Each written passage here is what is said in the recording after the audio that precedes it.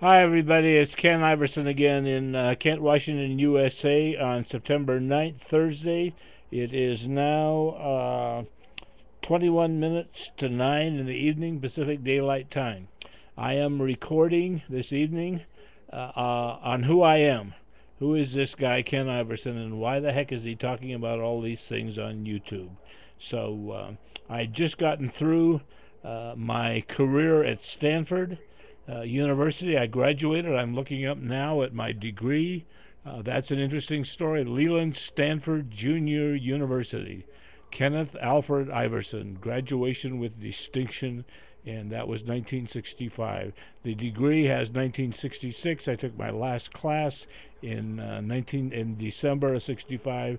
The degree has, what does it say here? It says uh, anyway, it's dated January of 1966, which was when I was had my first job. I had to work for a living when I got out of school, and I went to work for Lever Brothers Company as a statistician in uh, in Burlingame, California. Well, San Mateo, California.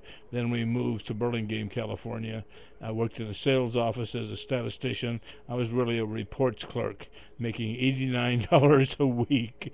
My boss, Tom McCarrick, called me a statistician. I think he tried to make me feel better about paying me such little. Well, it wasn't he who decided to pay me such a little amount. It was Lever Brothers. It was their company policy. They paid all their statistician, all their reports clerk the same salary.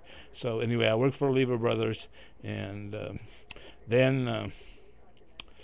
Anyway, that was in January of 1966. I believe I got out of school in December 15th or 16th of 1965. I went to work for Lever Brothers in 1966 in January 6th, I believe, or 4th, or something like that. And I was one of 35 people who applied for the job, and I was selected. I was dynamite in those days. I'm very good with numbers, still am. So. I took all the tests and was hired. My boss was a guy named Mo Bennett, and we had a woman in the office named Mary Mansfield. I wondered what happened to Mary Mansfield. She was a receptionist. And I'll let you in on a little secret. I don't tell everybody this, but now the whole world will know if they look at this video. She was the first woman I ever slept with, and her name was Mary Mansfield. And I often wonder what happened to Mary.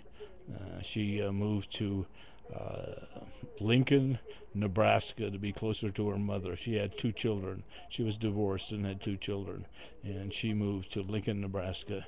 I called Lincoln Information a couple of years later, and she was not to be found. I don't know what happened to Mary. She lived in the state of Washington, Bremerton, before moving to the Bay Area. Before I knew her, and she told me the story of having lived up here. So anyway, this is let me go on. Let me finish up my Stanford career here before I go on to the years in between. This was in the end of 1965, the beginning of 1966, and I subscribed to a newspaper. This will be of interest to my Muslim friends. I subscribed to a newspaper called Muhammad Speaks. The Elijah Speaks, or Muhammad Speaks. Muhammad Speaks, I believe. And I was probably one of the few white people, or maybe the only white person in the Bay Area, or maybe in the entire country, who subscribed to Muhammad Speaks. And I don't know how I brought that about, but I did. And I got the newspaper, I forget what it was, once a week or once every 2 weeks or something like that. And I read about the Nation of Islam, the black Muslims. Malcolm X was a black Muslim. Malcolm X was assassinated in 19, what was it, 19? I don't remember the exact year. Seems to me it was about the same time as Martin Luther King, but I'm not sure. I want to say 65 or, well, Martin Luther King was assassinated in 68, April of 68, and I think Malcolm X was assassinated in February of 65, but I could be wrong about that. Anyway, I subscribed to that newspaper. So my Muslim roots go back. I had forgotten about that. I didn't write it in this information I have written here. So let's see. Now, let me go on.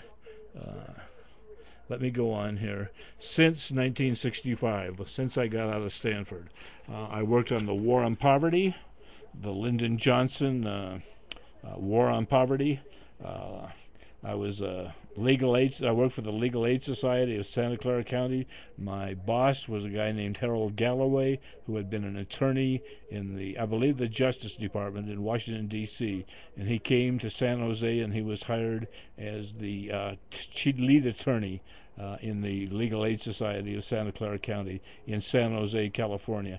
I was the fourth hire that summer, and I was a consultant. And I helped to set up 8 field offices in Santa Clara County, and I was a supervisor later on of 8 legal aids. I was their instructor, and I didn't have much more knowledge than they did. In fact, some of them had more knowledge than I did, but I had the education, and I guess I was my enthusiasm or whatever. Harold Galloway made me supervisor of these 8 legal aids. After that, I worked as a social adjustment counselor. I had an opportunity to go to the University of Santa Clara Law School. My boss knew the dean of the Santa Clara Law School, and Harold Galloway knew him, and he could have gotten me into there, but I thought I wasn't ready, so I said no. And I never did get to law school. I decided after that the law was something I wasn't interested in, because they're interested in winning, not with what's right or good or just, but in winning in the courtroom. And I decided that wasn't for me. So anyway, I went to. I was a social adjustment counselor after that at a psychiatric day treatment center. I thought I wanted to go to social work school and become a psychiatric social worker. And we'll have more to say about that. I'll go into that. I have nothing to hide. I'll go into that. I went there as a patient. To Miramonte Mental Health Services in Palo Alto in 1967, in fall of 1967. And I was a patient there for about 6 months in the day treatment center and the halfway house, and ended up the boss, Jim hired me. He was a super clinical supervisor. He was a temporary super clinical supervisor. He hired me as a counselor. I went from a patient one day to a counselor the next day. On a Friday, I was a patient. On the next Monday in March of 1968, I became a counselor. And one of the women that I had been a patient with, named Fran Felice, and I became her counselor. And later on, after I left Miramonte and she had left Miramonte, we became an item. We became a couple. And she was the second woman that, I don't know why I'm telling you all this, but it seems to be important to me anyway. She was the second woman that I knew in the biblical sense.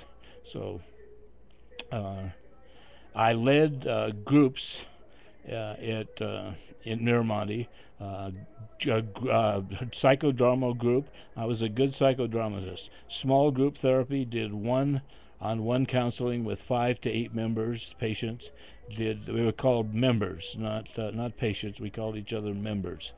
Did psychodrama workshop. Louis Yablonsky, Los Gatos, California, in 1969. Louis Yablonsky was he was a master psychodramatist, and I went to one of his workshops. Me and Joanne Dodge, the recreation therapist, went to the psychodrama workshop, and I learned all kinds of things and came back and used them at Miramonte.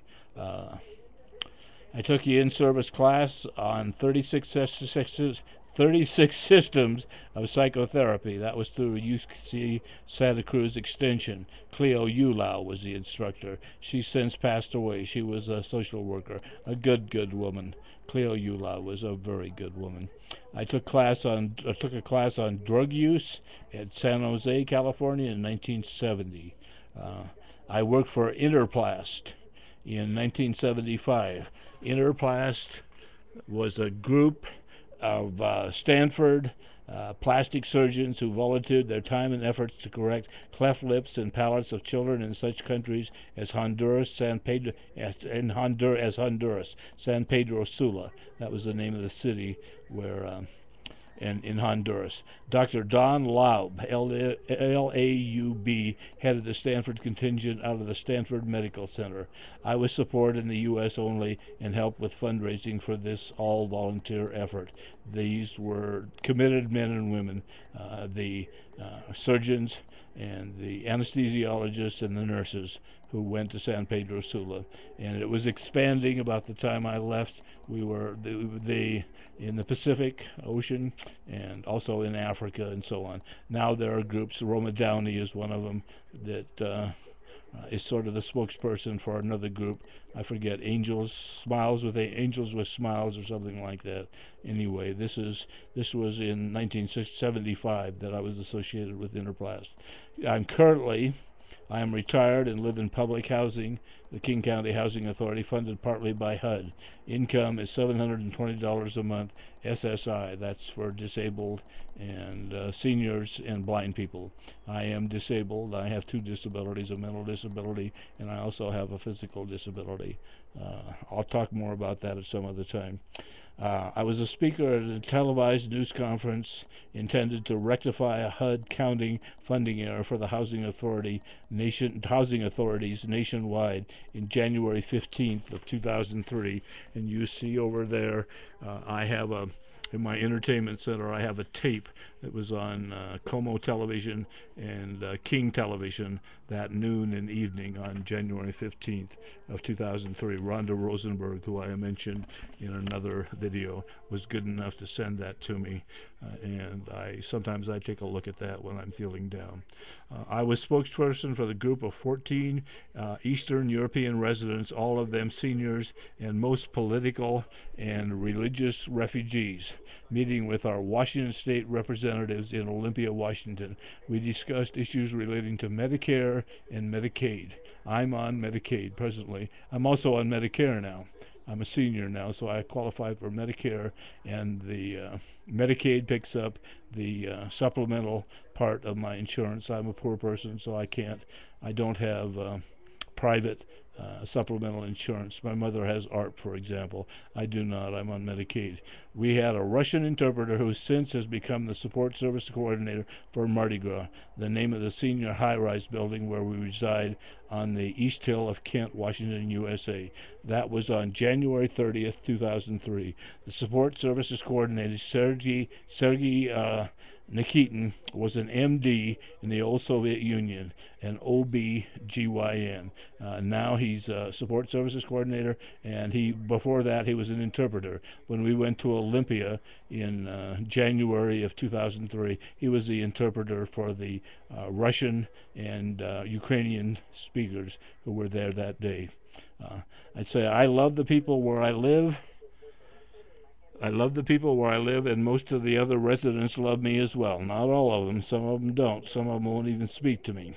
The majority of the 70 residents are from Eastern Europe. The ones that won't speak to me are Americans, by the way, not Eastern Europeans or any of the others I'll mention. The majority of the 70 residents are from Eastern Europe, most from Ukraine and Russia.